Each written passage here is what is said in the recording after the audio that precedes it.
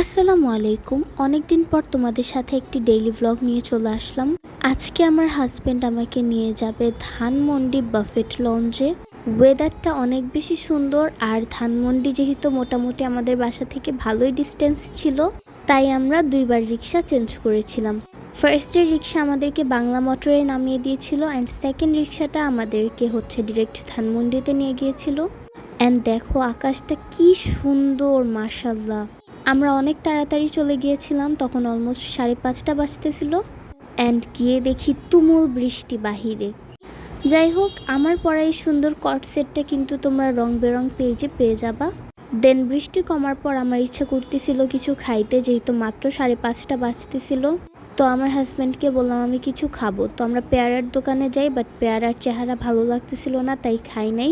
দেন আমরা ছোলা মাখা খেয়েছিলাম। অ্যান্ড ফাইনালি অনেকক্ষণ টাইম পাস করার পর আমরা বাফেটে চলে আসলাম। বাফেটে তেমন একটা মানুষ ছিল না, আমি টায়ার্ড হয়ে গিয়েছিলাম। তারপর আমি মাথা নিচু করে শুয়েছিলাম, আর এটা আমার হাজব্যান্ড ভিডিও করেছিল, তাই ভাবলাম অ্যাড করে দেই। আমাদেরকে বলা হয়েছিল 101+ আইটেম থাকবে, বাট 80+ আইটেম ছিল। আর আমি একটু ভাবলাম মিরর একটু স্ন্যাপ নিয়ে নেই, কারণ মিররটা অনেক বেশি সুন্দর ছিল। আর ওই যে পিছন থেকে আমার হাজব্যান্ড আমাকে দেখতেছিল। অপেক্ষার প্রহর শেষ করে আমাদেরকে বলে যে আপনারা এখন খাওয়া দাওয়া শুরু করতে পারেন। আমরা প্রথমে সবগুলো আইটেম একটু একটু করে নিয়েছিলাম, আর আমার কাছে সব থেকে বেশি ভালো লেগেছিল থাই স্যুপটা।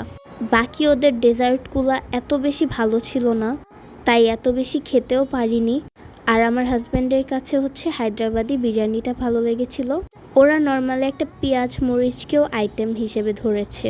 দেন আস্তে আস্তে সবাই চলে গিয়েছিল, আর আইটেমগুলোও শেষ হয়ে গিয়েছিল, তাই ভাবলাম লাস্টলি 1 কাপ কফি খাওয়া যাক। তাই আমার হাজব্যান্ডকে বলেছিলাম কফি নিয়ে আসো, বাট কফিটাও এত বেশি মজা ছিল না। অল ওভার আমি 10/4 দিব, কারণ এত বেশি আহামরি মজা ছিল না ওদের খাবার। যাই হোক, আজকের ব্লগটা এই পর্যন্তই। সবাই ভালো থাকবেন, সুস্থ থাকবেন। আল্লাহ হাফেজ।